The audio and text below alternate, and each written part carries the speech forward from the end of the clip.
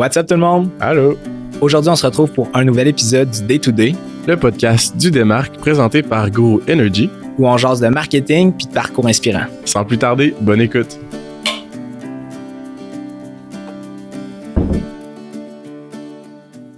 Bon, bien, bienvenue tout le monde sur un nouvel épisode du Day to Day podcast. Aujourd'hui, épisode bien spécial en fait. C'est la dernière de la saison, ma dernière personnellement. Inquiétez-vous pas, Seb, il revient l'année prochaine avec un autre co-host. Surprise, on vous garde ça pour les scoops. Mais on a été bien heureux de tout ce qui s'est passé cette année, des beaux projets, une belle envol pour le podcast. Puis si on se lance un peu plus dans le vif du sujet d'aujourd'hui, on reçoit l'une autre que François Lantinado, Frank de Ça se passe. Frank, comment ça va aujourd'hui? Ça va bien les boys, vous autres? Yes, ça roule. Frank, avant, tu sais qu'il y a beaucoup de monde, en fait, dans l'audience étudiante qui doit moins te connaître que dans celle d'une audience corporative. Fait que, peux-tu nous faire un peu un background check de t'es qui? Oui. Écoute, aujourd'hui, mon rôle puis mon chapeau principal, c'est fondateur de Ça se passe. Ça se passe, c'est une compagnie de médias puis de communauté pour les entrepreneurs puis les pros en tech au Québec, grossièrement.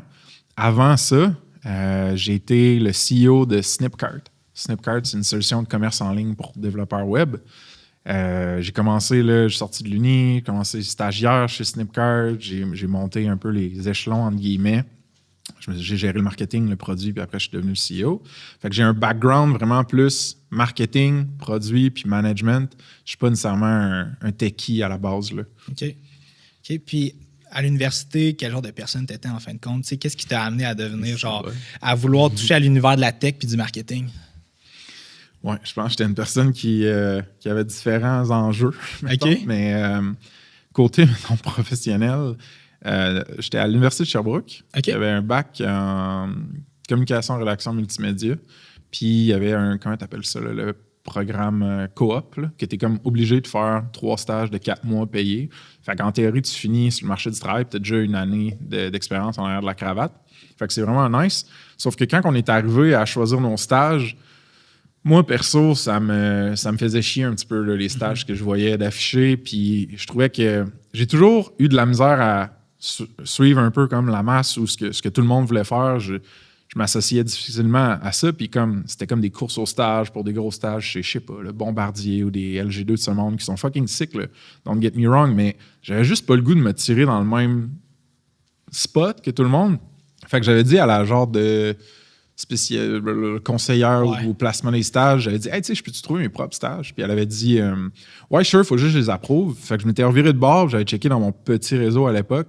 Hey, y a-tu quelqu'un qui chercherait quelqu'un en com? I guess que je suis capable d'écrire en français puis un peu en anglais, puis comme j'aime ça le marketing, je pense, là, tu sais. Puis j'avais un chum, Michael Mingui, qui avait Agence Option à l'époque. Puis lui, c'était une petite boîte de développement de site web, design, pub numérique.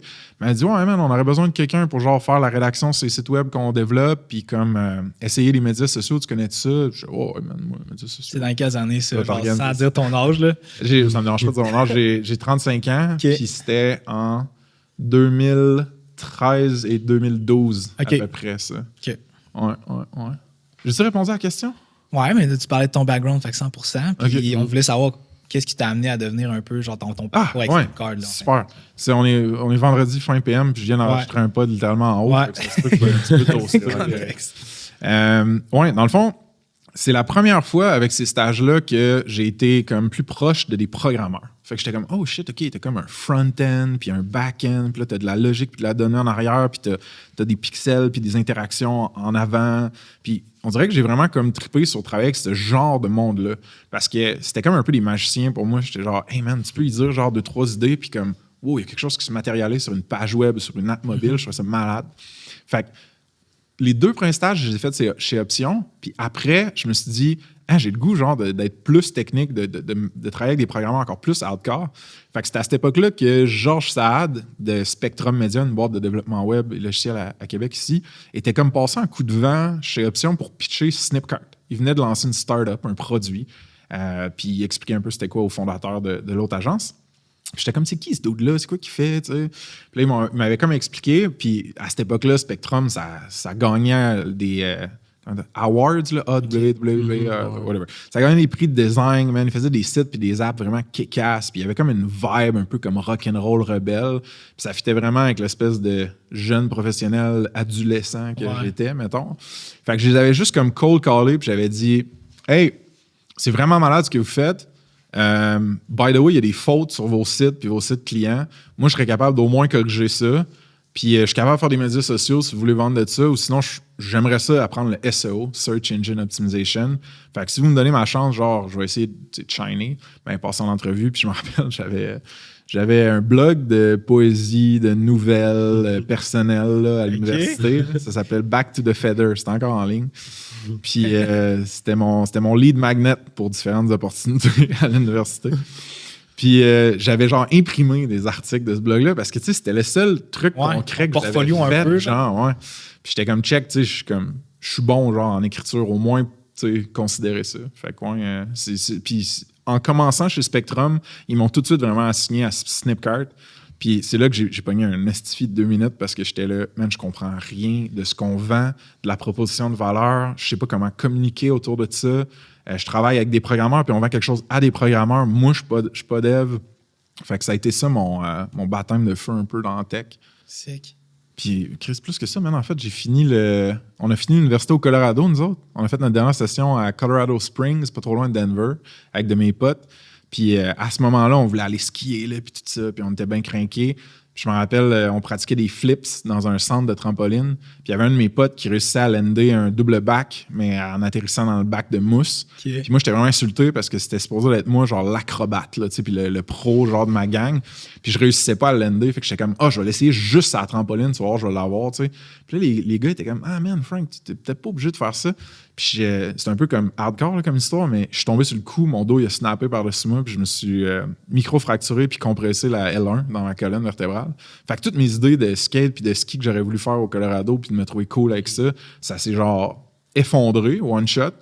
Fait que tout ce qui me restait, c'était ma job à distance de Snipcart temps partiel qu'il m'avait laissé garder pendant que j'allais au Colorado. J'avais, man, une espèce de corset, man, pendant genre 6 mois puis tout ça. Mais je me suis dit, hey, c'est pas vrai que je vais genre gaspiller cette opportunité-là. Il y a une grosse crowd puis scène de startups au Colorado. Fait que ça a été ça mon vrai baptême de feu de startup. J'étais allé pitcher Snipcart, rencontrer des agences, essayer de pitcher ça. J'essayais de prononcer le mot, avec mon accent franco, je disais genre developer, mais c'est developer. Je me rappelle prononcer avec mon chum anglo, developer, avant d'aller pitcher, genre avant du monde. Fait que ça a été quand même un gros point tournant dans ma carrière. Okay. C'est fou, genre tout le parcours, puis ça paraît un peu, Frank, là, que tu es habitué de faire des pods parce que tu en as donné des beaux détails là-dessus, mais genre j'ai le goût de revenir comme un peu back, puis j'ai l'impression un peu que l'industrie de la tech, là, c'est comme... Ça a l'air extrêmement compliqué à comprendre pour quelqu'un de notre âge, surtout quelqu'un qui est étudiant, mettons, à l'université. Ouais. Même si, genre, tout le monde dit, quand t'es jeune, tu connais ça, genre, les applications. Ouais, mais genre, concrètement, genre, comment ça marche, là? Puis tout ce côté-là, genre, est-ce que tu as trouvé ça facile? Puis de quelle manière, un peu, tu t'es aidé à découvrir cet univers-là, puis à être capable de comprendre, en fin de compte, qu'est-ce qu'il y avait derrière ça? Non, j'ai pas trouvé ça facile. Pour le meilleur ou pour le pire, dans ma vie, j'ai eu de la difficulté avec l'adversité. Quand, mettons, fallait que j'apprenne des maths avancées puis que j'étais pas aussi bon qu'en français ou en philo ou en whatever, je trouvais ça tough, je me décourageais facilement. Fait que j'optimisais toujours pour les choses dans lesquelles j'étais bon ou que j'avais de la facilité, puis je me cognais jamais les dents assez longtemps sur des choses difficiles pour moi. Fait que là, quand je suis arrivé dans ce nouveau milieu-là où j'étais le seul marketeur, c'était juste des geeks, des devs, des designers, whatever, les gens racontaient des blagues sur Slack ou dans la vraie vie, puis ça riait, tu sais, puis tout ça, puis c'était des références que je comprenais pas. Puis j'essayais de créer, mettons, du contenu ou une pub pour, mettons, pousser Snipcart, puis ce que je disais ne faisait pas nécessairement de sens parce que je comprenais pas ce qu'on faisait. Puis ça a été extrêmement difficile pour mon ego parce que toute ma vie, j'avais été habitué de juste aller dans des choses relativement faciles pour moi. Pour plusieurs raisons, mais on fera pas une thérapie au complet ici, là. Fait que, grosso modo, ce que j'ai eu comme petite croisée de chemin à ce moment-là, c'est vraiment fucked up parce que j'ai parlé d'LG2, puis j'avais soumis mon CV aussi pour mon dernier stage là-bas. Puis juste quand je m'apprêtais à commencer mon stage chez Snipcart, j'avais eu une offre de LG2 qui disait « Hey, Luc, je sais pas quoi, qui a gagné des Lions de Cannes ou je sais pas quoi, aimerait ça te rencontrer pour genre checker pour un stage. Puis tu sais, ça aurait été comme concepteur-rédacteur, jouer avec les mots, les clients, séduire, vendre, tu sais, les histoires, c'est mon dada, là, c'est facile, entre guillemets, pour moi. Fait que c'était comme un chemin comme plus sécuritaire qui s'ouvrait. Puis là, j'étais comme en train de me casser les dents sur la tech que je comprenais rien. Puis c'est une des premières fois dans ma vie, en fait, et quand même des rares fois où que j'ai fait, man, si je me force pas là, puis je souffre pas un minimum là, je le ferai jamais. Genre, je vais rester dans ma zone de confort forever. Puis c'est ça. Puis c'était comme important pour moi de faire ma place en tech, puis de prouver au monde que j'étais capable d'amener de la valeur dans ce milieu-là. On dirait que mon ego, c'est comme impliqué là-dedans. Puis c'est aussi que ça faisait que j'avais pas à être yet another personne en com marketing qui faisait yet another parcours traditionnel. Il n'y a rien de mal à ces parcours-là, mais on dirait que j'avais besoin d'être différent. C'était comme important pour moi que mon identité professionnelle soit différente de celle de mes pairs. Fait que c'est ça. Je m'en souciais assez pour investir du temps puis passer à travers l'adversité. Pour répondre à ta question plus comme claire, ce que j'ai fait, c'est que j'ai obsédé sur apprendre puis livrer de la valeur. Apprendre, je le faisais de différentes façons. Je lisais, mettons, le soir, des blogs, puis j'avais instauré une espèce d'affaire que j'appelais la Minute Noob chez Spectrum puis Snipcart, où est-ce que il parlait d'un API. C'est quoi un API? J'étais comme, Minute Noob, là, fuck, là, genre, je comprends pas c'est quoi, là. Explique-moi c'est quoi. Le midi, des fois, tu sais, je disais, là, genre, c'est quoi une fonction, là, quand tu parles de ça, là, ou un callback, je comprends rien, man. C'est une bonne idée, par exemple. Fait que, tu sais, puis, tu sais, t'es vulnérable, puis t'es eager to learn, tu sais, ça paraît que t'as envie d'apprendre. Fait que le monde, quand t'es de même, il t'aide, man. Il care. Le monde, nice, là, puis genre, qui veulent tirer le monde par le haut, ils t'aident, puis ils te prennent en dessous de leur aile, tu sais. Fait que j'ai fait ça beaucoup, tu sais, quand on sortait prendre un verre, puis tout, avec la team, je les mitraillais de questions. Puis, en même temps, je parlais de livrer de la valeur et d'apprendre.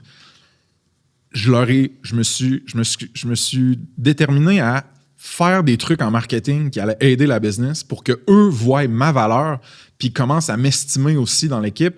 Puis ça, c'était pour genre faire taire un peu mon ego puis faire comme, non, t'es pas juste l'espèce de stagiaire qui comprend rien à tech puis qu'en plus, tu génères pas des résultats de marketing encore. Tu sais, tu deviens comme un père différent. Puis ça a été au début de la culture de Snipcart. Là, ça a créé un genre de maillage entre la tech, c'est extrêmement important chez Snipcart, mais le marketing, c'est extrêmement important chez Snipcart. On a toujours commercialiser puis raconter notre histoire autant qu'on a codé notre produit puis genre shipper des nouvelles features. Wow. Fait que ça a été pas mal ça, man, je te dirais. Okay. Fait que, tu sais, t'entourer de personnes qui sont prêtes à te soulever vers le haut puis à être aussi prêt à...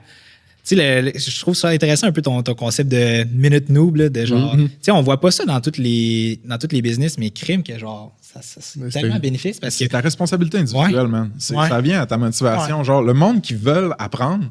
Je vais te donner un exemple, man. Tu connais-tu le site web Let Me Google That For You? Non. C'est vraiment insultant, OK, de se faire envoyer un lien de ça. Dans le fond, là, mettons là, que je dis, c'est quoi un API?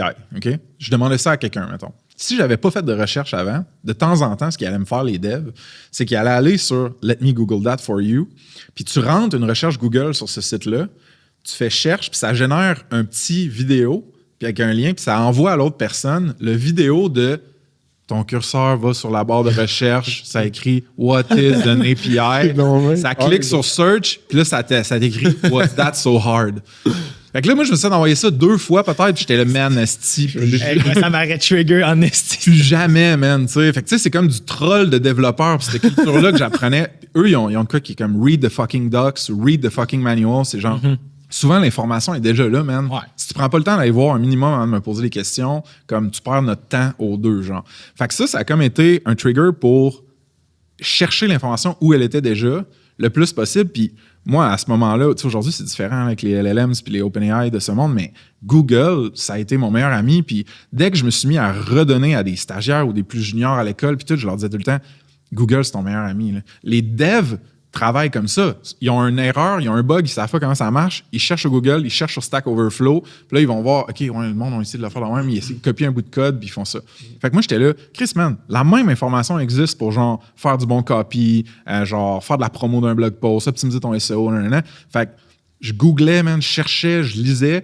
Puis quand je me sentais pogné ou que j'avais besoin d'aide, là, je demandais à quelqu'un, tu sais.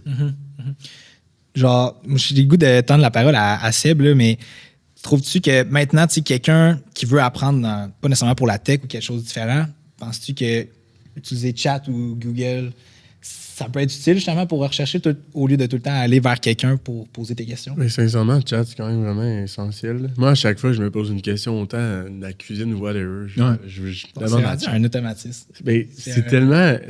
Tu l'as direct, puis rapide, puis ça répond à ta question, puis... Ouais. La seule affaire qu'il faut faire attention, puis je viens d'en parler dans l'autre pod que je faisais, c'est que les large language models qui roulent derrière des trucs comme ChatGPT, c'est des engins prédictifs, c'est pas des engins déterministes. C'est-à-dire qu'ils ont un gros nuage de mots et de sens entre ces mots-là, puis ils vont prédire c'est quoi les mots les plus likely d'être une bonne réponse à ta question, right? Fait que si tu n'as pas de connaissances ou d'expertise dans une industrie, puis que tu poses des questions critiques, tu ne dois pas, de façon aveugle, te fier à la réponse que ChatGPT doit te fournir. Right? Fait que tu vas vouloir checker s'il te gaslight ou s'il se gaslight tout de suite. Tu vas dire, « Hey, t'es-tu certain? Tu peux-tu double vérifier avec une autre source? Okay. Comment tu me le réexpliquerais plus simplement? » Puis quand tu as déjà l'expertise, mais tu le vois. Genre, tu sais, comme moi, mettons, en rédac, en marketing, en SaaS, en plein d'affaires, des fois, il me sort du stock, puis je suis comme, non, c'est pas le genre de prospect que j'aurais besoin. Cette copie-là, ça sonne juste bizarre, ça marche pas parce que j'ai plus qu'une décennie d'expérience là-dedans. Puis les programmeurs, c'est la même chose. Les juniors devs, s'ils font juste prompter des cursors ou des Claude ou des ChatGPT pour leur générer du code, s'ils n'ont pas les bases puis ils n'ont pas les reps, man, de genre écrire du code base, shipper, débugger du code base, ils vont juste prendre ça pour du cash, mais ils ne comprendront pas ce qui se passe. Fait il faut se rappeler de cette capacité hallucinatoire-là ou prédictive-là des large language models. Mais encore une fois, c'est relatif. Si c'est critique, la réponse que tu lui demandes, ben là, genre, valide, contre-valide, nanana. Mais tu sais, l'autre fois, man, j'ai genre ouvert le vidéo assistant là, avec ChatGPT 3O, 4O, je sais plus c'était lequel. Puis je demandais comment ouvrir mon barbecue, là, parce que je suis trop mais tu sais, c'était genre... Quoi que j'aurais pu contre-valider parce que dans le fond, je peux exploser mon propre. Mais bon, c'est genre un exemple de petit truc, mettons. Ouais, ça te guide, mais quand même, tu te permets de challenger puis de dire ça fait-tu du sens? Tu peux pas avoir les yeux fermés puis ça fait. On a comme dévié dans un genre de tips and tricks d'utilisation, mais comme avec un pro de chat, c'est parfait, ça, crime. Pas pro. Ouais, pas pro. Correct. À devenir. Frank, on va faire un saut dans le temps, en fait. Là, on a parlé de ton arrivée chez Snipcart et tout ça, mais là, je veux qu'on rentre un peu plus dans le vif du sujet de ça se passe, en fin de compte. Ça part de où ça se passe? Est-ce que c'est parti d'un départ de chez Snipcart, d'un exit? Vas-y, je te lance. Oui, ben, excellent lay-up pour que je le dunk, merci. Dans le fond, Snipcart, c'était une compagnie bootstrap, c'est-à-dire qui n'a pas été chercher de financement externe de tierce partie. C'est une compagnie qui a grandi lentement mais sûrement, qui a généré vers la fin, avant d'être acheté, parce qu'on a été acheté, généré à peu près 1,1 million USD de revenus annuels récurrents. Puis à ce moment-là, on était dans le hype du COVID, puis genre de la tech. Les valorisations de compagnie étaient en dehors de ce monde, les taux d'intérêt pour emprunter de l'argent ou genre investir étaient super bas. Fait que tu avais comme un gros hype dans l'industrie. C'est à ce moment-là qu'on a été approché pour être acheté par un joueur qui s'appelle Duda, D-U-D-A. Eux, c'était grosso modo une plateforme de création de sites web qui avait besoin d'un module de commerce en ligne puis d'une équipe talentueuse pour l'opérer puis intégrer ça dans leur offre plus globale. Grossièrement, mettons. Fait qu'à ce moment-là, on a vécu toute une histoire. Puis si tu veux qu'on creuse là-dessus, on pourra. Mais grosso modo, on a vendu la compagnie. Ça a pris 7 mois à négocier ça. C'était extrêmement émotionnellement et autres drainant. Moi, j'avais un earn-out de 3 ans. J'ai fait 1 an et demi là. Je travaillais pour l'acheteur pendant 1 an et demi. Puis je suis parti pour plusieurs raisons. Puis en racontant cette histoire-là de mon exit, de faire plus d'argent que je pensais en faire, de la chance que j'avais eue, des expériences et des personnes que j'avais rencontrées, j'ai raconté ça beaucoup, man, parce que j'ai tellement besoin de la validation des autres, puis qu'on me dise que je suis beau, puis que je suis bon, puis tout ça, que je racontais mon histoire. Puis c'était aussi important pour moi de genre, il y avait comme une vieille chip sur mon épaule de genre, ah man, le monde pensait genre que je serais peut-être un fuck-up ou que genre, je réussirais pas nécessairement dans la vie, puis je voulais prouver au monde, genre, check, I made it. OK. Fait que tu sais, j'avais comme besoin d'en parler pour des bonnes et mauvaises raisons, mais ce que ça a créé comme effet, ça, c'est que ça a fait venir plein de fondateurs en tech vers moi au Québec qui me disaient « Hey, moi tout, je l'ai vendu ma business. Hey, moi, je voudrais la vendre. Hey, raconte-moi plus de détails. Hey, moi, tel struggles avec mes actionnaires, je les ai eus aussi. » Fait que ça a comme boosté mon réseau local. Puis la qualité des conversations que j'avais en français avec des fondateurs Keb, c'était vraiment, vraiment plus le fun pour moi. C'était vraiment mieux que différentes conversations ou contenus que j'avais, mettons, américains ou européens, puis tout ça. Puis on dirait que ça a comme semé une graine de Chris.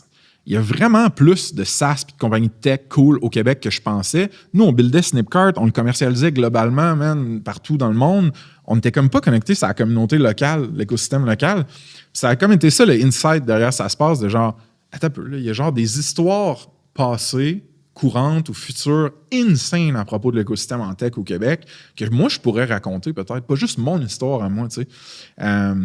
Puis j'avais toujours voulu me starter un pod, j'aime ça raconter des histoires, j'aime ça avoir des bonnes conversations avec du monde sharp. C'est ça, moi, avoir des conversations avec du monde sharp qui m'a tiré de mes plateaux de croissance de carrière ou de compagnie. Fait que j'étais là, man, là, j'ai plus de cash que je pensais en avoir, j'ai un coussin. À cause de la vente, À cause de la vente de Snipcart, exact. Si je le fais pas là, ce projet-là, cette idée-là, d'après moi, je le ferai jamais. Puis j'avais ce jeu de mots-là qui me trottait dans la tête avant de donner ma démission chez Douda de ça se passe, SaaS, un SaaS, ça se passe. J'étais comme, man, j'aime ça, ce jeu de mots-là. Il y a de quoi à faire avec ça, d'après moi, tu sais. Puis ça a comme parti de ces deux élans-là, là, juste un jeu de mots cave, puis comme mon désir de. C'est un nom, là, pour être honnête. Ouais, c'est un bon nom. Ouais, c'est un bon nom. Ça me limite un peu dans genre la branding, là, tu sais. Ouais. Mais on verra comment je gère ça. Ouais. Puis, y a-tu eu des hauts, des bas dans les premiers mois de cette business-là? Ça se passe? Ouais. Dans le fond, en vérité, dans les premiers mois de ça se passe, je ne me permettais pas d'appeler ça une compagnie puis de le prendre au sérieux. Parce que j'avais pas encore assez confiance en moi, dans ma capacité de créer quelque chose de rien comme solo fondateur, puis d'en faire une vraie compagnie, tu sais, profitable, qui grandit, puis tout ça. Fait que j'appelais ça genre un projet, puis comme une phase de transition. Puis ma théorie, ma stratégie, c'était de dire, ben tu sais, je booste mon réseau, puis j'augmente mon audience. Fait que le next thing que je vais faire, le prochain SaaS, ou genre, si je fais autre chose, ben ça va être plus facile de le commercialiser puis de le marketer parce que je vais avoir déjà une audience, puis un beau gros réseau, puis une bonne réputation. Fait que je justifiais ça un peu comme ça. Fait que, au début, man, l'avantage d'Unfair que moi j'avais, c'était que pour des affaires que j'étais absolument nul ou qui m'intéressaient absolument pas, je pouvais payer, j'avais du cash. Fait que le montage audio vidéo, j'ai essayé une après-midi puis j'ai fait, je fais jamais ça de ma vie, tu comprends? C'est pas là qui sont mes forces. Fait que ce qui a été tough au début, ça a été plus de prendre confiance en moi, en ma capacité de créer une compagnie puis d'aller all-in là-dedans, puis de l'assumer, tu sais. Puis d'assumer aussi que ça serait pas un produit numérique comme j'avais avant. Parce que j'avais une petite voix dans ma tête qui disait ben là, le monde va penser que tu as été chanceux dans Snipcart avec ton exit au top. Le monde va penser qu'après ça, tu fais juste parler de produits numériques, mais tu sais, t'en fais pas pour vrai, dans le fond. T'es pas capable de le refaire une deuxième fois. Fait que ça veut dire que t'es pas un vrai SaaS founder. Puis en plus, j'étais pas dans l'équipe de founding team. Je suis rentré 6 mois après. Fait que là, je me crée ces genres d'impression-là qu'il fallait que j'aille valider, mais alors que tout le monde s'en calisse. Ouais. La majorité du temps, là, tu penses que le monde pense à toi, le monde pense pas à toi. Right? C'est toi qui penses trop à toi. Fait que ça a été tough de genre assumer ma capacité, ma compagnie, puis ce nouveau modèle d'affaires-là qui était du média puis de la communauté qui était pas ce que j'avais fait avant. C'était genre, tu sais, de ce que j'en comprends, c'était-tu la première fois que tu portais ce chapeau-là un peu de créer quelque chose par toi-même, tu sais, de... Ouais, ben j'avais créé des petites affaires, tu sais, j'avais une fibre entrepreneuriale forte, genre, j'avais une marque de linge au cégep. Okay. J'avais eu des projets un peu, tu sais, il y avait un background d'entrepreneur caché en arrière de ça. Ouais, c'est ça, fait que tu sais, j'ai lancé mon blog, man, tu sais, j'ai mis du love là-dedans, la force créatrice a toujours été en moi, mettons. Fait que, mais c'est la première fois que j'assumais les responsabilités financières, humaines, logistique au complet d'une compagnie. Puis ça, c'est quelque chose, tu parlais des bas et des hauts. Man, chez Snipcart, là, j'étais dans la ouate, puis je m'en rendais pas compte. Toute l'admin, la gestion des payes, la gestion des bénéfices, des assurances collectives, les prêts avec la banque, les paiements de fournisseurs, les comptes recevables, la négociation de salaire, quoi que ça, je l'ai géré quand je suis devenu CEO, puis tout ça, mais tout ça, man, c'était comme, ça opérait dans le back-end, c'est Spectrum qui faisait ça pour Snipcart. Ça, c'est un gros avantage. Moi, j'ai juste eu à me concentrer sur augmente le trafic, augmente l'équipe, améliore le produit, puis genre, drive la business, sa direction. C'est les affaires essentielles, mais tout le bruit, genre, entrepreneurial qui existe, qui peut exister, je l'avais pas, genre. Puis je m'en rendais pas compte à quel point c'était un avantage. Je m'en suis rendu compte quand on a vendu la compagnie, puis pendant 6 mois, c'était moi qu'il fallait qu'il fasse ça, parce que sûr, les deux gars de Spectrum étaient out, fait que c'était à moi de gérer toutes ces niaiseries-là, puis j'étais là, man, je ferais jamais ça de ma crise de vie, man. Mais là, je le fais. Avec toute cette gestion-là, c'était quoi les plus grandes surprises que tu as eues là-dedans? Les plus grandes surprises que j'ai eues, c'était... Avec Ça se passe? Ouais.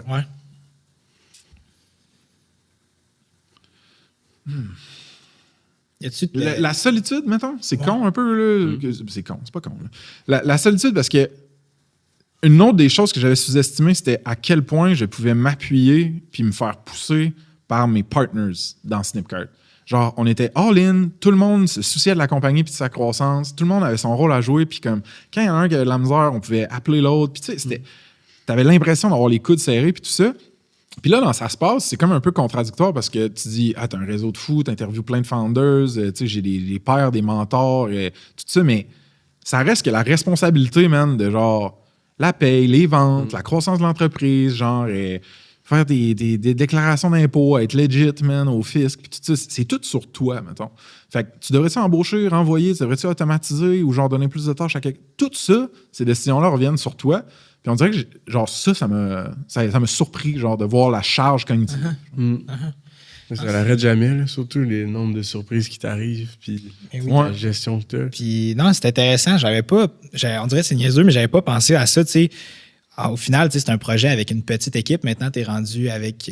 sur le payroll, officiellement, il y a moi, il y a Joël, la directrice marketing. Après ça, pas sur le payroll, mais comme fréquent, il y a des travailleurs autonomes qui font un vidéaste, un gars d'audio-vidéo, un gars de no-code, d'Apollo 13, excellente compagnie si vous voulez faire des prototypes, développement web à moindre coût, mais genre plus en no-code, c'est malade. Fait qu'il y a comme du staff là, autour, mais... Pour t'aider maintenant, tu sais. Mais au départ... Au départ, il y avait Apollo 13, qui est toujours resté proche. Tu sais, c'est une initiative qui a été aussi lancée dans Spectrum, Apollo 13. Fait que le studio de développement No Code, j'étais toujours proche d'eux autres. Fait qu'eux, ils m'ont aidé pour la tech. Parce qu'encore une fois, j'étais comme... J'ai essayé de le faire avec des no-code tools puis tout. Puis j'étais, man, c'est dégueulasse, je suis pas bon. Si j'ai pas de patience, fait que j'aimais mieux me faire aider. Fait que j'avais ça. Puis rapidement, là, je me suis mis à genre trouver des studios sur le sens du monde pour taper mes podcasts. Puis comme trouver du monde qui était capable de faire le montage audiovisuel. Puis toutes ces affaires-là. J'avais déjà un excellent réseau. Fait que c'était comme pas top de trouver de l'aide, mettons. C'est sûr, c'est sûr. Puis... Tu sais, là, on a parlé beaucoup de tes premiers podcasts, un peu dans l'objectif de te bâtir un réseau, puis de why not, peut-être que je vais me bâtir mon propre SaaS éventuellement, mais au final, tu sais, là, c'est plus vraiment ça. J'ai l'impression que l'objectif de Ça se passe, c'est plus simplement de te bâtir un réseau, c'est rendu un peu plus gros que ça, l'objectif final de Ça se passe. Y a-tu un moment un peu dans les débuts que tu t'es dit, crème, je pense que j'ai de quoi, genre, de plus gros un peu que ce que je pense? Oui, absolument. Puis, tu sais, la mission de Ça se passe, là, que j'ai comme pas énoncé de façon claire, c'est vraiment d'élever la communauté tech au Québec. C'est d'augmenter les chances qu'on fasse des coups de circuit en tech au Québec, qu'on génère du capital, de la réputation, puis qu'on réinvestisse ça dans nos compagnies de tech, puis qu'on ait des beaux succès comme Snipcart, comme des affaires bien plus gros que Snipcart. Fait que c'est ça la mission initiale. T'sais. Pour faire ça, on a le podcast, qui est une chose qui était là dès le départ. L'infolette, hebdo, fait qu'on fait du contenu vraiment top qualité, qui est divertissant, qui est drôle, mais qui est aussi éducatif et utile. Après ça, on a une plateforme web qui répertorie toutes les SaaS au Québec, un job board où ce que tu peux poster si tu as des embauches à faire. On fait des événements live. Là, on a une conférence annuelle qui s'en vient cette année. Puis un nouveau truc qu'on a cette année, c'est une communauté privée de fondateurs qui sont au-dessus d'1 million de revenus annuels récurrents. Où est-ce qu'on s'entraide, on fait des meet-ups puis un paquet d'autres affaires. Fait que tu sais, c'est devenu vraiment plus gros que juste un hostie podcast. T'sais, parce que le monde me dit encore ça souvent quand je leur explique ce que je fais dans la vie. Ils disent, fais-tu juste ça, ton podcast? Puis je suis comme, man, je travaille 7 jours semaine. Tu savais tout le temps que je passais dans ce... C'est plus qu'un podcast. C'est du média puis une communauté. Puis ça s'exprime des différentes manières que je t'ai expliqué là. Fait au début, c'était vraiment juste un podcast. Mais vois-tu, l'idée de faire des événements en présentiel, ça a toujours été là, jour 1. Parce que je me disais, une manière de... Moi, c'est une petite niche, man. C'est de la tech en français au Québec. Fait une manière de resserrer les liens de cette communauté-là puis fidéliser un petit peu les auditeurs, c'est de créer des relations dans le vrai monde. Genre. Puis les événements live, ça m'a aidé à faire ça. Fait que ces deux choses-là étaient pas mal là au début. Le répertoire des SaaS aussi était là au début. Je te dirais que c'est quand je me suis mis à avoir des gens qui me disaient « Hey, le monde dans ma compagnie, il écoute Ça se passe, il en parle, tout le monde en parle. » Ou genre « Hey, des invités qui se sont mis à me dire « Hey man, j'ai eu vraiment du bon feedback sur le podcast, ça a slidé dans mes DM, ça m'a envoyé des courriels, tout ça. » Fait que quand j'ai comme commencé à filer cette traction-là, qui était plus grosse que mes petits chiffres montraient de listens au début, je fais « OK, Chris, tu sais, genre, je pense qu'on a quand même quelque chose. » Puis les événements qu'on faisait, ils étaient sold out de plus en plus, tu sais, il y avait de plus en plus de monde qui se pointait là. Puis le gros niveau de confiance que j'ai pogné, c'est quand j'ai fait OK, man, là, je brûle mon cash de Snipcart, c'est bien cool, là, mais comme faudrait que ça arrête de descendre, là, tous mes placements. Puis que j'ai fait, je vais essayer de monétiser ça, cette affaire-là. Puis là, j'ai réussi à vendre des partenariats annuels. Au début, ça a commencé avec des petits partenariats mensuels, des commandites, que j'étais gêné de demander 1000$ à quelqu'un pour une job du mois. Puis j'étais comme, à partir de combien de temps que tu l'as monétisé? Je te dirais, OK, fait qu'on a lancé ça en mars 2023. Mm-hmm. Les premières commandites mensuelles, je les ai vendues à l'été puis l'automne 2023, genre 2-3, des peanuts, juste pour prouver qu'il y avait du monde qui paierait pour parler puis connecter avec l'audience que moi je construisais, qui était extrêmement niché mais extrêmement qualifié. Fait que ça, c'était early. Puis là, pour l'année 2024, j'ai fait un sprint puis j'ai réussi à vendre des partenariats annuels, genre un bon montant, puis tu sais, je pouvais faire une embauche, mettons, grâce à ça. Puis là, j'ai fait, OK, man, là, je pense qu'on a une business. Puis ça a comme été à partir de ce moment-là que je l'ai pris extrêmement plus au sérieux. Ouais. Non, mais c'est intéressant. Puis, ça m'amène un peu à un point, en fin de compte, il y a comme une communauté en arrière de ça. Puis souvent, quand tu as simplement un podcast, mais souvent, tu t'adresses plus à une audience. Mais ça serait quoi, selon toi, la distinction entre une audience et une communauté, en fin de compte? Oui, c'est une excellente question. All right. Tu connais-tu le concept de la relation c'est pas parasympathique, c'est para-relationnel, c'est whatever. Un streamer, mettons. Là. Mm-hmm. Genre stream en jouant à, je sais pas, code ou n'importe quoi. Puis qu'il y a plein de monde qui suivent toujours son stream, man, qui sont dans son chat, genre qui font des donations de temps en temps, tout ça sur Twitch, mettons. Ces gens-là, là, sont tellement présents, mettons, le streamer, il est tellement présent dans leur vie qu'eux, ils développent une relation, c'est parasocial, le mot. Merci, Frank. Okay. Fait qu'ils développent une relation parasociale avec le streamer, puis ça, c'est une relation qui est complètement asymétrique, parce que eux, ils ont une relation avec la personne, ils pensent qu'ils le connaissent, puis que genre, c'est leur meilleur chum, mais lui, il les connaît toutes pas, man. C'est genre, il y a des centaines, c'est pas des milliers ou plus de monde qui le suivent, puis qui ont une relation avec lui, mais lui, il n'a pas nécessairement une relation avec eux. Fait que c'est genre asymétrique. Ça, pour moi, c'est une audience. Genre le movie star, genre que tout le monde, Brad Pitt, à chaque fois qu'il sort un truc, ou un réalisateur comme Quentin Tarantino, chaque fois qu'il sort un film, il y a du monde qui vont le voir parce qu'ils trippent sur son travail. Ça, c'est une audience, right? Fait que c'est assez d'un bord. C'est asymétrique, la relation. Une communauté, c'est plusieurs relations entre plusieurs personnes qui partagent des valeurs communes, mais surtout des rituels communs. Fait qu'un rituel, là, ça peut être un exemple. Un des rituels dans ça se passe, c'est les événements live. Fait qu'il y a un pourcentage de l'audience qui vient connecter ensemble et avec moi, en vrai, dans le rituel qui est l'événement live, mettons, que ça se passe. Notre petite communauté privée de fondateurs dont je t'ai parlé, un des rituels qu'on a, c'est une table ronde mensuelle, virtuelle, où est-ce qu'il y a un fondateur qui explique un enjeu, on l'aide, on essaie de régler ses problèmes, ça dure 1 heure. Ça, c'est un rituel qui se passe. Un excellent exemple de communauté, c'était l'église avant. Genre, on allait à l'église chaque dimanche, mettons, on avait ce rituel-là qu'on partageait ensemble, on avait un lieu commun, des valeurs communes, puis on avait des relations entre nous, pas juste une relation statique d'écouter le prêtre, right? C'est une communauté. Fait que c'est un peu grossièrement comme ça que je séparerais audience de communauté. Puis, c'est bien illustré. Ouais, il faudrait, honnêtement, surtout le côté, quand tu parlais juste de l'audience au début, ça m'a allumé des trucs parasocial. Parasocial, ouais. C'est vraiment fucké, ça m'arrive ça. Hein? Genre, moi, je suis pas famous. Là. Moi, j'ai at best ce qu'on appelle niche fame. Fait que dans une toute petite niche, il y a beaucoup de monde qui savent je suis qui, mettons. Ouais. Puis ça m'est arrivé des fois qu'il y a du monde qui m'aborde puis qui me parle comme si ça faisait longtemps qu'on se connaissait puis qu'on était déjà proches, parce que les autres, des fois, man, je suis dans leur oreille, genre, ou dans leur face pendant des heures par semaine, puis je suis tellement vulnérable et transparent que, genre, le monde a l'impression de me connaître. Puis des fois, il y a même certaines personnes qui sont, quand ils me rencontrent dans la vraie vie, ils font comme genre, hey man, tu sais, t'es pas aussi genre locked in ou hyped ou craqué que sur le pod ou dans un event. Puis je suis comme, man, genre, c'est moi là-dessus, mais c'est une version de moi. Là. C'est comme moi en mode sur-authentique. Tu sais, dans la vraie vie, man, j'ai des ups and downs, man. Des fois, j'ai la tête dans le cul, man. Puis comme, je suis gêné un peu, je suis introvert, man. Tu sais, si tu viens me parler, tu viens me parler de mes affaires de santé mentale, one shot, c'est la première fois que je te vois, je vais être comme, man, non, là, on n'est pas là encore, là, tu sais. Fait que je le vis un peu, ça, mais à une échelle micro. OK. Puis, je veux revenir un peu plus sur ce qui est de la communauté. Tu as parlé de rituels et tout ça. Sens-tu que pour en bâtir une forte, il y a une relation un peu de give, jusqu'à temps qu'en fait, la communauté veut, d'une certaine façon, give aussi de son côté, tu sais? Ouais. sais, parce que tu as comme généré une valeur pour plein de personnes en ayant des événements live, en diffusant du contenu, en créant des podcasts que les gens peuvent écouter, puis de différentes manières aussi avec ton job board, peu importe. Mais sens-tu qu'il a fallu que tu donnes un peu plus 100%. Avant que l'audience adore, tu sais? 100%. Puis je pense, surtout si tu veux monétiser une communauté, best believe que toi, en tant qu'organisateur de cette communauté-là, tu veux que les gens s'offrent de la valeur entre eux, mais tu veux toi leur en donner beaucoup avant de leur en demander de la valeur. Fait que, tu sais, je suis d'accord avec ce que tu dis. Puis tu sais, au cœur de ça, à la racine de ce concept-là, il y a un principe de marketing qui s'appelle inbound marketing, c'est mostly ça a été inventé par HubSpot. Puis grosso modo, c'est de dire on fait du contenu marketing, on offre une quantité de valeur phénoménale gratuitement. On crée des blog posts, on crée des webinaires, on crée des vidéos YouTube, on crée des podcasts, whatever.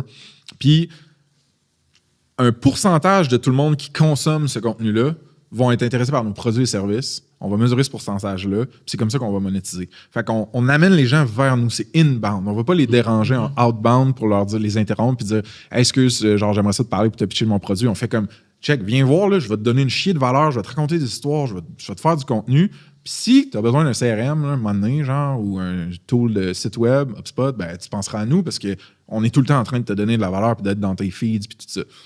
Fait au cœur du inbound marketing, il y a ça. Il y a donner plus qu'on demande. Puis je pense que si tu organises une communauté dans un point de vue de modèle d'affaires, il y a la même chose.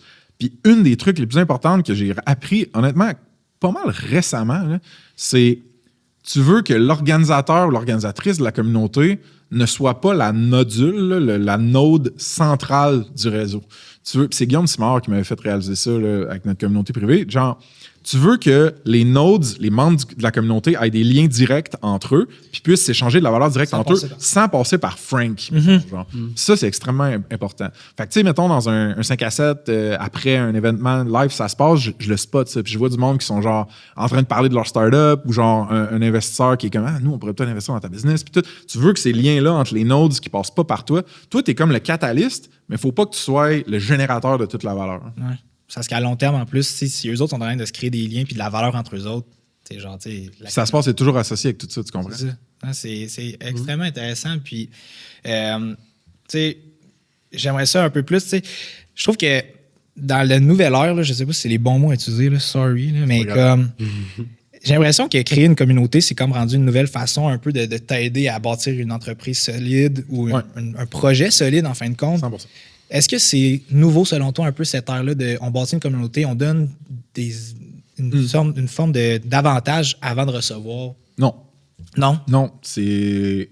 Les manières de le faire, il y en a qui sont plus nouvelles ou récentes que d'autres, mais le concept de tribus, de groupes communs, genre, ça existe depuis, Tupperware, là, tu comprends? Genre, t'avais une personne qui était host d'un événement, puis il attirait d'autres personnes, consommateurs, qui disaient on va faire une démo, genre, des produits Tupperware, expliquer comment moi ça m'aide dans ma vie, puis on va manger ensemble, on va s'échanger, genre, des tips and tricks, parler de nos vies, puis de nos familles, whatever, puis, by the way, si tu veux acheter des Tupperware, tu peux me les acheter à moi, genre. Fait que, tu sais, ça, puis là, je suis un peu trop sénile en ce moment, fait qu'il n'y a pas d'autres meilleurs exemples que Tupperware qui me viennent en tête. Là. Mais pense à n'importe quel...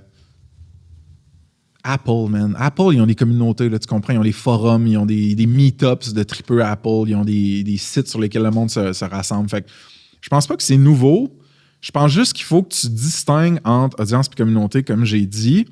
Puis il faut que tu comprennes qu'avant... OK, qu'est-ce que tu as de plus précieux comme compagnie dans l'audience et la communauté que tu as créée? C'est l'attention et la confiance. Puis souvent, c'est mappé à audience puis communauté. Dans une audience, tu as de l'attention. Le monde t'écoute, right? Fait que tu as des eyeballs ou des ears, des oreilles. C'est un peu bizarre ce que j'ai dit. OK. Fait que audience, tu as de l'attention. Communauté, tu as de la confiance. Of course, tu peux en avoir un peu dans les deux, là, mais ça, avoir de l'attention puis de la confiance, c'est un superpower puis un avantage injuste pour distribuer et vendre une offre, un produit ou un service. Parce qu'avant, là, ça commence beaucoup à changer. Avant, tu pouvais juste payer pour avoir de l'attention, right? Fait que tu pouvais payer pour de la pub Facebook, tu pouvais payer pour des rollouts sur YouTube, je sais pas quoi. Puis tu réussissais à t'acheter de l'attention puis distribuer ton produit à travers ce pourcentage de monde-là. Aujourd'hui, man, tout le monde fait ça. Les plateformes numériques sont pour faire de la pub sont de plus en plus chères. Il y a du bruit en ligne, c'est épouvantable. La dernière infolette que j'ai écrite, justement, c'était là-dessus. C'est un tool qui s'appelle Confetti. Ça te permet, pour quand tu as des prospects à haute valeur, ça te permet de... Eux autres, dans le fond, tu leur envoies un profil LinkedIn, puis ils font un scrape de tout leur profil public à ton prospect en ligne, puis ils trouvent un cadeau personnalisé vraiment malade d'à peu près 100$ US, puis ils shippent par la poste à leur bureau de compagnie. Puis après ça, quand ça arrive, ils te donnent une notice, puis là, toi, tu fais le ping, puis tu dis « Hey, en passant, man, genre, on vous envoie un cadeau, ce serait malade de vous parler de notre solution ou de software. » Fait que ça, c'est une manière là, de passer dans le monde physique alors que le monde numérique est trop bruyant. Tu comprends-tu un peu ce que je veux dire? Fait que quand tu as une audience et une communauté, tu n'as pas besoin de payer pour ton attention. Tu l'as déjà, tu l'as mérité parce que tu as tellement donné de valeur, tellement créé de contenu, tellement créé de relations que la fois que tu parles de tes affaires, il y a un pourcentage qui vont acheter ou dépenser. C'était ça ta stratégie initiale au début? 100%. Ouais. Imagine, là, mettons, si aujourd'hui, en claquant les doigts, là, j'étais capable de vendre un SaaS ou un produit, une application web de gestion des ressources humaines spécifique aux compagnies de tech, mettons. Ben, man, of course, j'ai plein de compétitions, là, mais j'ai genre un network de centaines de founders qui me connaissent, qui me font confiance, puis une audience de milliers de professionnels en tech au Québec qui me connaissent et qui me font confiance. Fait que je peux distribuer direct là-dedans. Genre. Fait que c'était ça le edge au début que je voulais me créer. Je suis curieux, cette audience-là, ça regroupe combien de SaaS au total? Excellente question. Fait que, mettons des stats que je peux te dropper sur l'audience. Tu sais, le pod, man, c'est super niché en ce moment. Ouais. Fait que, on va péter, mettons, les 5000 views à peu près par mois au moment où j'enregistre ça. Là, on est en avril, puis ça monte tranquillement. Puis tout. Les SaaS au Québec qu'on a de répertoriés sur notre site web, là, il y en a 330 je pense, qui sont là-dessus. Les événements, ça se passe, sont toujours sold out à Star. Les plus petits sont à 50, mais là, on n'en fera plus à 50. Fait que c'est genre de 75 à 150 personnes qui se pointent physiquement puis qui se craignent. Là, ils dépensent un peu d'argent, ils achètent un billet, ils dépensent du temps pour venir puis tout. Après ça, la communauté privée de founders dont je te parlais, on est une 32 en ce moment. Puis on a des dizaines de milliers de views sur le site, mettons, puis on a des centaines de milliers d'impressions sur LinkedIn, mettons. Fait que, c'est pour te donner une idée du reach actuel, mettons, de notre compagnie.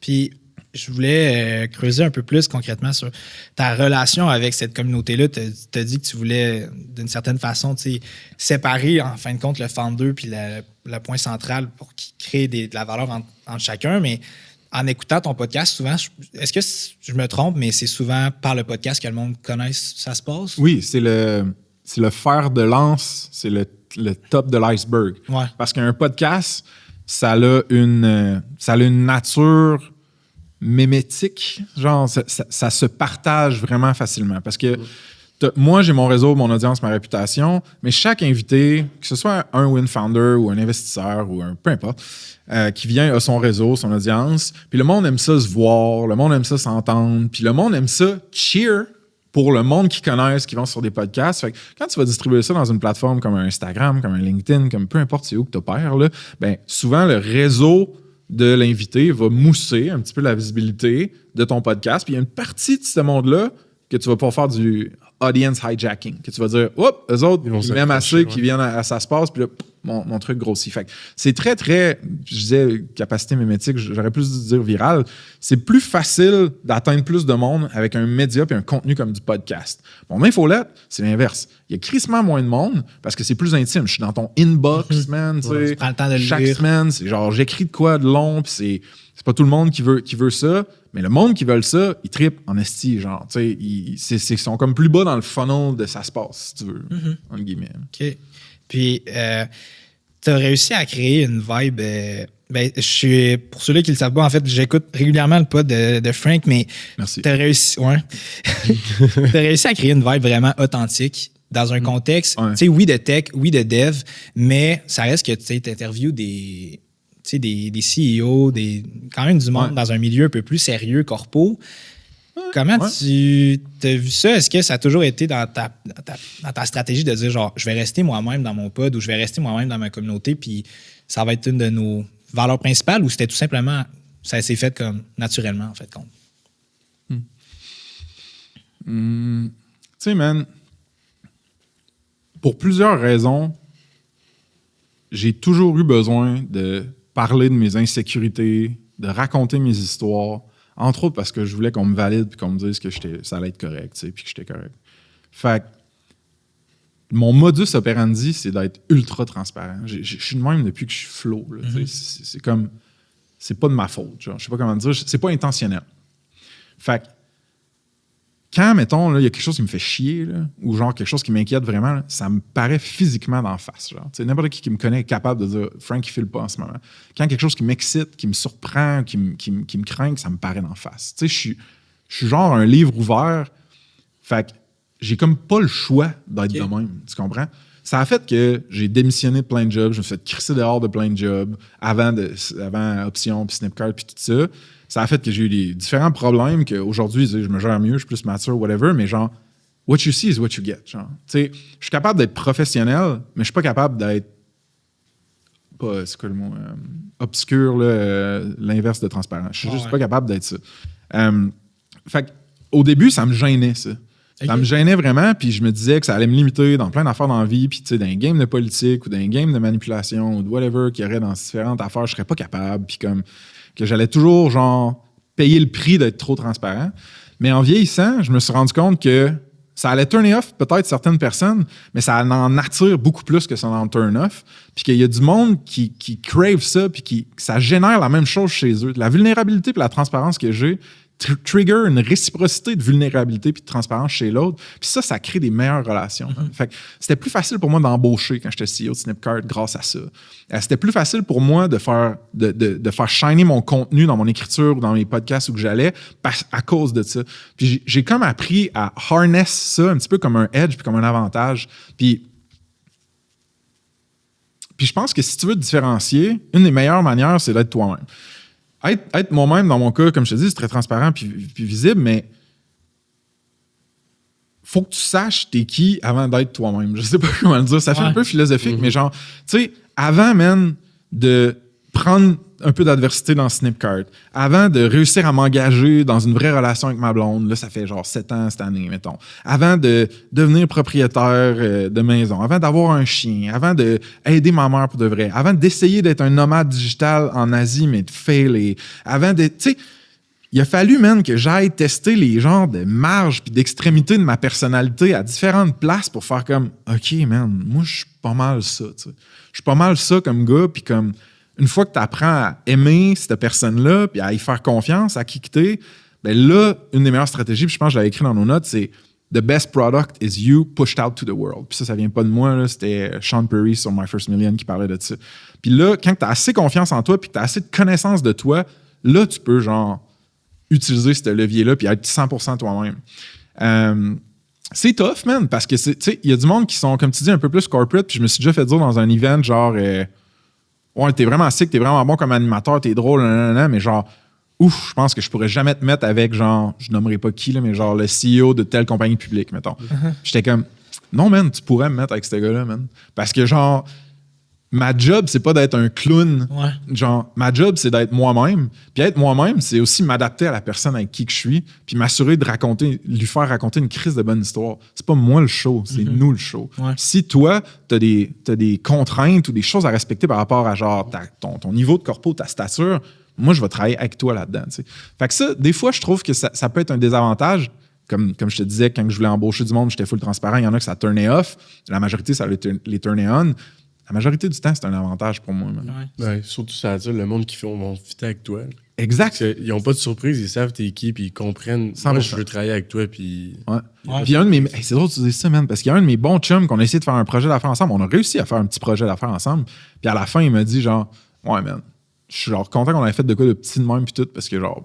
je travaillerai jamais avec toi. Genre, t'es trop genre un peu comme chaotique, t'es trop un peu dernière minute, t'es moins genre structuré que moi. Puis moi, pour que ça marche bien, mettons, dans mes business, j'ai besoin de plus d'ordre, tu sais. Puis j'étais comme, ben man, je travaillerai jamais avec toi non plus, d'autres. Genre, tu sais, en voulant ça. Mais fait que t'as raison de dire que ça fait un filtre négatif qui, au final, gagne du temps à tout le monde, man. Mm-hmm. Y a-tu un conseil que tu donnerais à une start-up qui veut starter une vraie communauté autour de son projet? Ouais. Fais-en partie de la communauté. Lance une communauté dont tu voudrais faire partie et tu aurais la majorité des qualificatifs pour faire partie.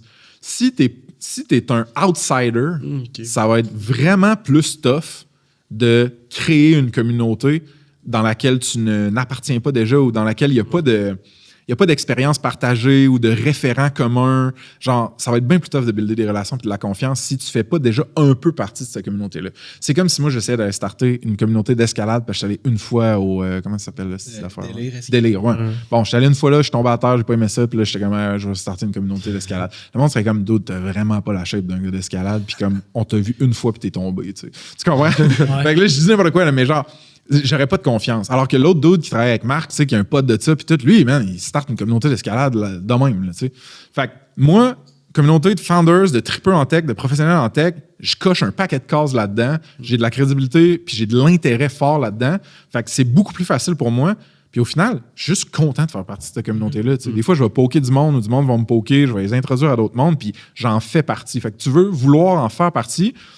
Puis l'autre conseil, c'est ça revient à... Tu veux pas te mettre comme la node centrale 100% gatekeeper, tu sais. Okay. Tu veux que les gens puissent créer de la valeur entre eux. Big, gros knowledge, honnêtement. Là, je vois le temps filer, puis genre... non, mais c'est du... Non, mais honnêtement, genre... Je trouve que c'est vraiment... Nos invités sont vraiment incroyables cette année. Wow. Pour vrai, là. Mais là, je vois le temps filer, puis il y a des sujets que comme je veux absolument qu'on parle. Moi, j'ai pas de hard stop, bon. Man. Tu parles de tout ce que tu veux. OK. Oui, t'as-tu un hard stop? OK, on poursuit un peu, on prend le temps. On a le go. All right, mais la tech au Québec, puis je veux comprendre, c'est quoi cet écosystème-là? Tu sais, pour quelqu'un de l'extérieur ou quelqu'un qui veut commencer à baigner dans cet univers-là, comment tu la décrirais? Oui. All right. Fait que la tech au Québec, OK. Culturellement, on est un peuple qui est très, très, très ingénieur, très créatif. Fait qu'en termes de genre produire des choses, je pense qu'on est excellent.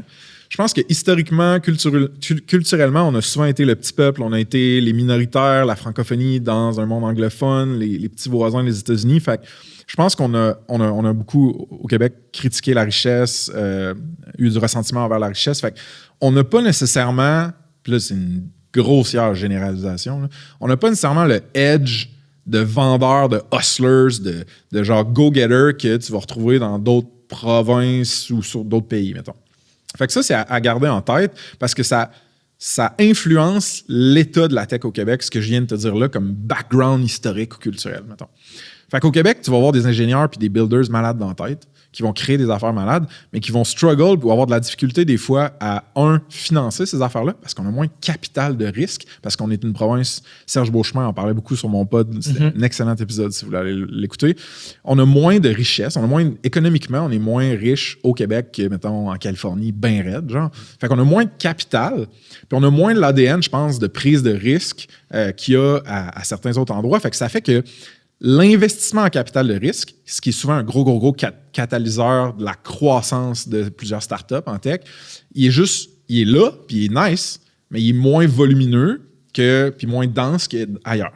Fait que ça, c'est un défi qu'on a pour fueler la croissance de nos startups tech. On a peut-être moins de capital de risque pour faire ça. Puis en plus, peut-être que certains founders ont moins le réflexe de commercialiser à l'international, voire gros, genre être des hustlers, go-getters. C'est des grossières généralisations. Je pourrais te donner des exemples, des anti-exemples de tout ce que je viens de te dire, mais bon, c'est ça le background. Fait que la tech au Québec, ça s'inscrit beaucoup là-dedans. Ce qui est cool avec ça, c'est que ça a créé un écosystème aussi où il y a beaucoup plus de startups bootstrapped. Des compagnies, mettons, que ça a commencé comme des compagnies de services en tech qui ont développé un produit numérique, vraiment une application web, qui l'ont rendu profitable, qui ont généré genre une belle business saine avec des belles marges sans nécessairement avoir besoin de capitaux extérieurs, puis qui ont pris une dose de risque plus modérée, mais qui ont construit des Christy de belles compagnies. Fait que je pense que notre écosystème bootstrapped, fait que les startups qui n'ont pas eu besoin de capital extérieur pour grandir, il est vraiment nice. Par contre, des fois, ce monde-là, ils n'ont pas eu la vision, mettons, de go-to-market, de expand en dehors du Québec ou en dehors du Canada. Fait que c'est ça un peu nos défis. Je ne sais pas si ça répond à la question, man. Ben, tu sais, ça nous permet d'avoir une vue d'ensemble. C'était ça un peu qu'on voulait obtenir, là. Fait que, tu sais, quelqu'un qui est en dehors du milieu, un étudiant, peu importe, qui étudie en... Je sais pas c'est quoi la technique pour être développeur, là, honnêtement. Là, je le suis pas de moi. Il y a des techniques, des bacs, il y a plein d'affaires. Mais il y a Internet, Google, puis ChatGPT aussi. On en a parlé un peu au début, comment tu as appris à comprendre le langage tech puis tout ça. Puis comment tu continues à en apprendre tout ça. Mais c'est quoi un peu la meilleure porte d'entrée selon toi pour quelqu'un qui est à l'université ou quelqu'un qui est comme crime, genre j'ai le goût de. Ça m'intéresse, je suis encore au bancs d'école. Ouais. Genre, tu conseilles quoi en fin de compte, tu sais?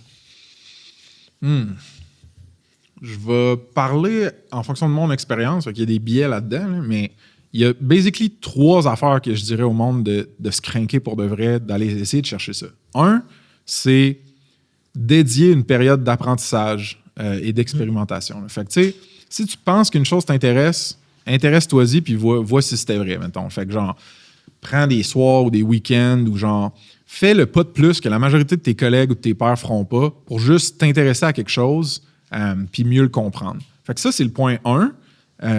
Étudie, mettons. Étudie les affaires qui t'intéressent. Puis ce point 1-là va être extrêmement accentué par le point 2 qui est fais un vrai projet, man. Fait que start un blog, start une YouTube channel, start une petite business de lavage de vitres, start, man, n'importe une chaîne TikTok, là, je start une app web, man, n'importe quoi qui va te donner le goût d'apprendre plus dans ce milieu-là parce que tu veux que ça marche, ton Christy de projet, tu sais. Puis tu vas être pour vrai salé les mains. Puis la troisième, puis vraiment non la moindre, c'est le mentorat. Fait que un des plus gros unlocks que tu peux avoir dans ta vie, c'est d'avoir des gens qui ont une carrière et des compétences que tu aspires à émuler. Tu veux être un peu comme eux autres, mettons. Puis si tu réussis à trouver ces gens-là, montrer que tu es craqué, que tu es capable d'apprendre puis d'amener de la valeur le plus que tu peux, puis qu'ils vont te prendre un peu sur leur aile, ben là, man, ça te fait genre tout qu'un système de croissance personnelle qui est dur à battre. Puis moi, ça a été... Ben, c'est sûr que moi, genre, j'ai over-indexé sur le mentorat puis les figures parce que moi, j'ai perdu mon dad quand j'étais jeune, à genre 11 ans et demi. Fait que j'ai jamais eu comme la figure d'autorité masculine, tu sais, qui te coach puis qui te challenge puis qui te tire par le haut. Fait que j'ai vraiment eu besoin de ça. Puis j'ai vraiment eu des relations problématiques par rapport à des figures d'autorité masculine. Mais genre, moi, ça m'a extrêmement aidé d'avoir ça, tu sais. Fait que je te dirais, dose avec ce que je viens de dire, comme vraiment de l'étude, là, prends le temps d'étudier, expérimente, prends le temps de faire des vraies choses, puis genre, mentorat. Trouve des gens qui peuvent te tirer par le haut. Puis ça, tu peux le faire à travers tes stages, tu peux le faire en cold outreach du monde. Le monde qui sont craqués, là, puis qui veulent apprendre pour vrai, là, genre, la majorité des entrepreneurs ou des professionnels vont prendre le temps de les aider. Mm-hmm. Je trouve ça intéressant parce que, tu sais, oui, dans un contexte entrepreneurial, ça peut être important de s'entourer d'un mentor, mais tu sais, tu peux avoir une vision de vouloir être un bon employé puis grandir au sein d'une entreprise, mais de t'entourer d'un mentor puis de t'associer à quelqu'un d'une certaine manière qui te drive vers le haut puis que tu vas être capable d'apprendre, là, en fin de compte. Là, oui, moi, avant d'avoir de l'équité dans Snipcart, avant de devenir le CEO de Snipcart, j'en avais des mentors en marketing. Tu sais, j'étais le gars de marketing, j'étais un employé, comme tu dis, puis genre, j'avais Charles McLaughlin-Piché qui me tirait par en haut en SEO. J'avais des mentors qui sont basically comme des pairs un peu plus, là, tu sais, qui sont un peu plus en avant que toi sur certaines affaires, un peu plus en arrière que toi sur certaines affaires, mais vous êtes dans des startups qui se ressemblent, puis là, tu peux genre aller bouffer, parler, puis tout ça. Fait que, puis moi, j'avais organisé quelque chose qui s'appelait QOMM, Québec Online Marketing Meetup, sur meetup.com. Puis genre, j'amenais des pros en marketing dans ce meetup-là, puis on faisait des petites démos de genre, voici comment j'utilise tel tool de reporting pour genre prendre les meilleures décisions sur mon contenu, je sais pas quoi. Fait que tu sais, si t'as assez de agency puis de volonté, man, là, genre, c'est magnétique. Le monde, ils vont venir. Là. Ça part en fin de compte de la volonté. Si ton but, c'est de ce que j'en comprends, puis de ce que je pense un peu de mon côté, si ton but, c'est de faire ton 8 à 4 puis de retourner chez vous, mais si tu as le goût d'être un peu un student of the game, puis ça te passionne en fin de compte, il y a une possibilité de t'entourer puis d'apprendre concrètement. C'est juste ça part de la passion. T'sais. Puis moi, j'ai aucun jugement ou condescendance envers les gens qui veulent runner une job, man, de 9 à 5, puis comme s'émanciper ou s'épanouir dans leur famille, man, dans le sport, dans l'art. C'est comme dans le voyage. Genre, man, moi, je suis un croyant fort dans genre l'individualisme, le pouvoir de l'individu puis sa liberté. Genre, tu devrais designer puis vivre la vie que tu dois vivre dans le système dans lequel tu es né. Puis si pour toi, c'est un 9 to 5 qui te permet d'avoir tout le reste, puis tu veux optimiser pour ça, puis c'est la version la meilleure de toi puis la plus heureuse, man, genre, go for it. Moi, man, je peux pas full faire autrement que ce que je fais là. Puis ça, c'est une affaire que Georges m'avait déjà dit. Il m'avait genre dit, man, si je pouvais être autre chose qu'un entrepreneur, je serais autre chose qu'un entrepreneur. Mais comme moi, pour des bonnes et mauvaises raisons, j'ai de la misère à être autre chose que ce que je suis aujourd'hui. Tu sais. Okay. Fait que c'est comme, c'est ça que je vais faire. Tu sais. Ouais. Non, je trouve que Je suis curieux, ton premier mentor, comment tu l'as trouvé? Comment ça s'est fait la première expérience là-dedans? Je pense qu'au secondaire, dès que j'avais un prof masculin qui me donnait un minimum d'attention, puis qui me challengeait, puis qui faisait pas juste accepter toute ma bullshit, genre, je me collais plus vers lui. Tu sais, Jocelyn, mon prof de philo puis de littérature anglaise, Ben, mon prof d'art. Eux autres, tu sais, c'est des gars que, même quand j'étais plus au secondaire, des fois, je leur reparlais ou genre, j'allais les voir. Fait que je pense que. Mais je leur montrais que je carais, surtout philo puis en littérature anglaise. Tu sais, je me donnais, puis genre, j'essayais de converser avec ce monde-là, puis leur montrer que j'étais pas un piment, mettons. Mais sinon, mes premiers mentors en affaires, ça a été Mick Mingui d'Agence Option. Puis je l'ai trouvé comme par mon boss. Puis lui, il a eu la pire version de Frank. Là, genre, quand je consommais encore, quand je savais pas exactement ce que je voulais, j'étais cocky, man. Je voulais pas qu'on me dise quoi faire. En plus, j'étais pas tant bon encore. Fait que tu sais, il y a eu vraiment la pire version, mais man, il m'a quand même pris le temps de m'enseigner des affaires, parce qu'il voyait que j'avais de la drive et que j'allais me craquer. Après ça, il y a eu un Tommy qui a beaucoup cru en moi. Il y a du monde qui ont cru en moi avant que moi, je croie en moi. Puis ça a été un énorme unlock pour moi. Ça a été, au début, c'est sont-tu cave, man? Dans le fond, moi, je suis un imposteur. Je sais pas ce que je fais. Je serai jamais bon. Puis là, t'es comme, non, si c'est un monde sharp, là, il croit en moi. Peut-être bien qu'il y a de quoi, là, tu sais. Fait que les premiers mentors, ça a été beaucoup genre des boss, de même. Puis Georges, c'est le plus gros puis le plus significatif là, dans ma vie. Ça a été mon boss quand je suis rentré chez Snip. C'est devenu mon partner quand ils m'ont donné de l'équité. Puis après ça, quand j'étais un CEO. Puis là, aujourd'hui, puis c'est mon ami à travers tout ça. Puis aujourd'hui, on est encore amis, tu sais. Mais quand je suis dans marde puis que je sais pas vers où me tourner, ça arrive encore que même s'il est rendu qu'il habite en Suisse puis qu'on n'a plus la même vie, je l'appelle ou je l'écris, tu sais. Fait que... Mais plus tu vieillis, man, là, plus tu prends confiance en toi, là, puis moi, je te dis ça après des dizaines de milliers de dollars en thérapie, là, genre, plus, man, moins t'as besoin de quelqu'un de même, tu sais. Puis c'est hot, ça. Quand t'apprends à te faire confiance à toi-même, genre, puis à ta capacité de failer, prendre des risques, puis continuer de t'aimer, puis de t'estimer, même si t'es imparfait, plus je vieillis, moins j'ai besoin de mentors. Puis ceux que j'ai sont très spontanés, genre. Fait que, tu sais, il y a des founders, là, que je suis comme, hey, man, quand je suis dans un crunch de décision que je sais pas quoi faire parce que je suis jamais passé par là, puis je sais que lui il est passé par là, je vais l'appeler, je vais dire j'ai besoin de 30 minutes, je vais te pitcher sur où je suis rendu, aide-moi, puis tu sais, ils le font, tu sais. Mais ça, c'est plus mentor à la pige ou just in time que genre. Mais puis je dis ça, mais j'en ai un qui est pas mal, c'était Michael Carpentier qui avait fait Rituel, il a vendu ça à Simons, puis là aujourd'hui il fait une startup malade, un SaaS qui s'appelle Firy, F-Y-R-I. Lui, vois-tu, là, on a juste assez d'âge de différence, puis comme de perspective, puis il est comme plus calme que moi sur certaines affaires, mais encore vraiment craqué. Puis lui, man, on a développé un peu une relation de même. Mais là, je dirais que ça, c'est plus mon dernier que mon premier, là, pour répondre à ta question. Fait que c'est encore important pour moi, man. OK. Ouais. On se dirige vers notre closing, mais si on continue un peu plus, là, je veux qu'on parle d'un petit dernier sujet qui va nous envoler vers le closing. Mais la vie de startup, tes apprentissages, c'est quoi tes plus grandes leçons un peu d'entrepreneur? Ouais. Là, tu as parlé un peu rapidement de comment s'entourer et tout ça, mais y en a-tu des grandes leçons que tu as eues? Ouais. Ça vient avec la connaissance de toi et la confiance en toi, mais moi, mettons, j'ai longtemps hésité à être exigeant envers les autres, puis à être clair et direct dans mon feedback constructif quand je n'étais pas satisfait. J'ai tellement longtemps eu besoin qu'on m'aime puis qu'on m'apprécie que c'était difficile pour moi de dire à quelqu'un « Hey, ça marche pas ce que tu as fait. » Genre, tu sais, ta job, c'est pas au niveau, puis comme step up. Genre, tu sais, d'être aussi direct que ça, là, genre, c'est encore quelque chose. Puis, tu sais, je me pratique même, puis je me parle. Puis, tu sais, même avec Joël aujourd'hui, quand j'ai un feedback constructif à lui dire, tu sais, des fois, je me force à le dire directement, tu sais. Puis, les gens, Sim de Ben de Workleap, on parlait souvent de ça, mais genre, les gens, là, les professionnels dans ta compagnie, ils ont une responsabilité individuelle de faire leur travail, de shipper ce pour qu'on les paye, puis de gérer aussi les autres mêmes émotivement quand ils reçoivent du feedback. Tu n'as pas besoin d'être le meilleur ami puis le psy à tout le monde. Puis moi, j'ai essayé d'être le meilleur ami puis le psy à tout le monde crissement longtemps. Genre.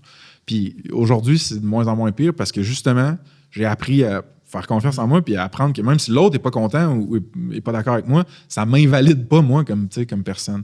Fait que de ne pas hésiter à exiger des gens, mettons, plus, puis le meilleur, dans les conditions saines, puis tout ça, là. Ça, c'est une grosse leçon, man, je pense. Puis sinon, motivation intrinsèque, pour moi, c'est genre, si tu sais pas, si tu fais des choses pour des raisons, des motivations extrinsèques, fait que ce que les gens vont penser de toi ou ce que ça va t'amener, mettons, dans ta vie de matériel ou d'extérieur à toi, selon moi, tu es en train de... En fait, soit tu te cherches ou soit tu t'es perdu.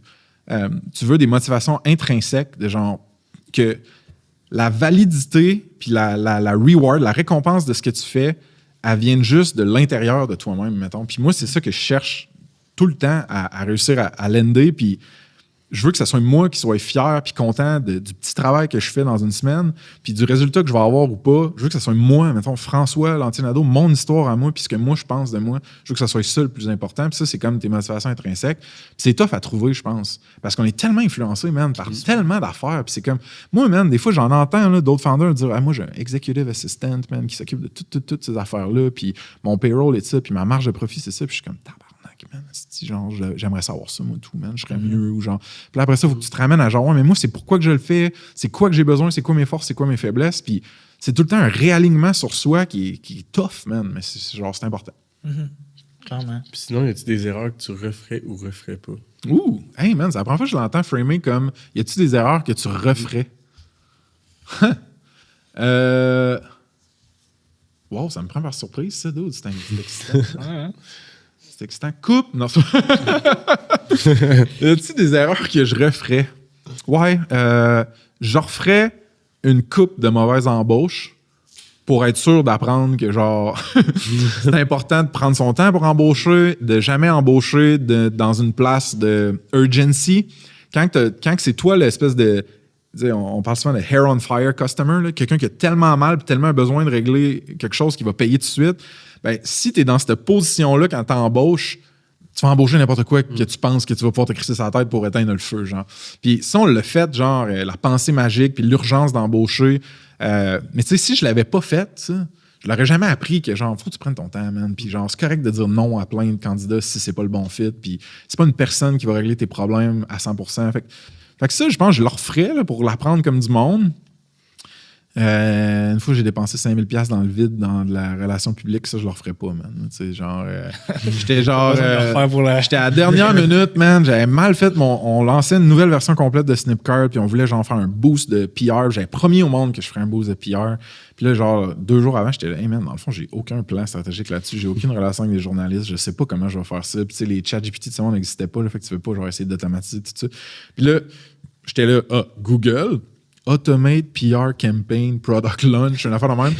Entité, le premier. Là, t'avais un service, man. Là, la landing page était malade, man. C'était comme genre, sign up site, on va envoyer ça à tous des médias. Tu vas pouvoir genre cibler les médias pour que ça soit de la tech puis tout. Puis là, tu passes à travers le processus, man. Puis là, c'est genre, à chaque fois que tu veux plus de visibilité ou une affaire plus ciblée, c'est 500$ de plus, 1000$ de plus, 500$. Mais là, j'étais tellement genre le bras dans le tordeur la veille que j'étais là, oui, add to cart. Puis man, Snipcart, genre, c'est ramassé sur des médias dégueulasses, là, genre des affaires de... Un blog de preppers, de survivalistes, man, pour la fin du monde, des nouvelles locales au Texas, genre... Puis là, je voyais tout mon communiqué de presse, man, dans ces places-là, puis je suis que je cave, man. Fait que ça, c'est une classique que je compte souvent, mettons, je le referais pas. Ça. À ne pas refaire ça. Ah, puis dernière affaire que j'en ferais pas, négliger ma santé physique. J'ai crissement souvent parlé de santé mentale, puis genre, je dis, tu veux faire ton hygiène de vie, layer 1. Après ça, tu veux faire thérapie, layer 2. Puis après ça, médicaments, si tu souffres encore, layer 3. Puis là, tu peux remonter dans ta stack, puis tu gères ta santé mentale comme ça. Mais la vérité, c'est que dans hygiène de vie, il y a sport, mettons, puis genre santé physique, puis je l'ai toujours négligé. J'ai jamais vraiment... Puis c'est quand j'ai vendu Snipcart que j'ai promis au monde j'allais me pogner un coach privé. Puis genre, ça a changé ma vie, man. La capacité, ma résilience, mettons, au stress, aux imprévus, depuis que je m'entraîne steady depuis des années, ma confiance en moi, man, c'est genre jour et nuit. Fait que ça, je le referais pas, man. Okay. Puis y a-tu un outil ou mindset, une habitude que tu recommandes? Ouais. Puis ça va peut-être être... moi, c'est ça pas mon beef, là, mais genre... Je pense que pour être un bon entrepreneur, tu veux souvent avoir genre une confiance irrationnelle en toi ou ta compagnie ou ton produit, puis tout ça, puis c'est correct. Là. Tu vas avoir des convictions fortes, mettons. Mais moi, j'ai une allergie à l'absolutisme dans la vie. J'aime ça, la nuance. Puis je pense que si tu fais preuve de nuance puis d'ouverture d'esprit un minimum, tu vas pouvoir mettre à jour ta vision du monde, mettre à jour, mettons, l'information qui rentre dans ta vie, puis comme prendre des meilleures décisions si ton spectre de genre de intake des informations des autres, du feedback des autres, il est plus large. Puis tu tiens pas genre tes idées 100% solides, genre immovables dans ta tête. Je pense que ça va faire de toi une meilleure personne et un meilleur entrepreneur. Peut-être que c'est juste moi, mais ça m'énerve genre vraiment beaucoup. Là. Puis j'ai des amis de même, je les aime, puis s'ils écoutent ça, ils vont le savoir de qui je parle, mais genre, comme Chris, quand il n'y a pas de place pour la nuance, la discussion, c'est comme... C'est plate. Ouais. C'est là qu'on apprend le plus, en fin de compte, tu sais. Ouais, mais c'est du dosage. Ouais. Hein, parce que tu veux pas... Moi, je suis influençable en Chris, là. Fait que genre... De moins en moins, mais encore influençable. Fait que genre, si tu m'arrives avec un pitch de feu puis tu me dis, man, ce qu'il faut que tu fasses pour grower ta business, c'est faire tes intros YouTube de telle manière, mon homme, puis mettre 40 000 $ dans chaque intro YouTube. Puis genre, t'es tellement convaincu puis tu me montres des stats, ça se peut, mais je m'en reviens d'avoir, je fais fuck, man. Let's go, on fait des intros. Mais tu sais, fait qu'il faut que je me check, là. Mais tu sais, il faut que c'est ça. Il y a un degré à ça, là, mais... Ouais. Notre dernière section, en fait, c'est notre section commanditée par Gourou. C'est un segment à rafale, OK? Fait que, shout-out à Gourou. Shout-out. Pose 3 questions. Le but, c'est que ça soit le plus spontané possible, ta réponse. Puis on cale le gourou à la fin. On cale la Gourou aussi. Mais ouais, fait que, le but, on go with the flow. Puis si on a besoin de bifurquer, on bifurque. Mais on y va, on se lance. Fait que Frank, Yes. ton outil tech préféré en ce moment, c'est quoi? ChatGPT. Sinon, une start-up québécoise. Non, excuse-moi. Projet. On recommence. Une start-up québécoise à surveiller. Une start-up québécoise à surveiller. Écoute, ce que Marc-André Campagna, Olivier Falardeau, Marc-Olivier, Marco, je me rappelle plus de ton nom de famille, toute cette gang-là font avec Gaia, qui est comme un logiciel pour la gestion des ISPs, Internet Service Provider. C'est insane, là, genre, puis ils ont une drive puis un talent, genre, que j'ai rarement vu, fait que, puis ils ont déjà fait un coup de circuit avec Oxio avant ça. Fait que, genre, à surveiller, for sure. Mais man, c'est tough, il y en a tellement. Ouais. Dans ton contexte où tu en à toutes les semaines. Si j'avais investi activement dans une, je pourrais pousser mon bout. Ouais, puis en profiter. Parler de ça, man, mais... ouais, man, c'est rough. Fury de Michael Carpentier, c'est malade, là. Ils ont genre de l'imagerie aérienne avec des drones, puis ils optimisent comment tu peux gérer ta terre à bois pour genre, puis tes crédits carbone, puis c'est genre, ça disrupte une industrie qui est comme crissement old school, puis tout ça, puis ce qu'ils s'en vont faire, ça a l'air débile dans la tête. Ouais, man, je veux dire, vite dans ces deux-là, mais tu veux que je te parle de d'autres compagnies Keb, mettons aussi, que j'aime, puis qui sont pas SaaS? Go for it. OK, je m'en étais noté un peu là, quand je parlais avec ChatGPT pour me repréparer, là.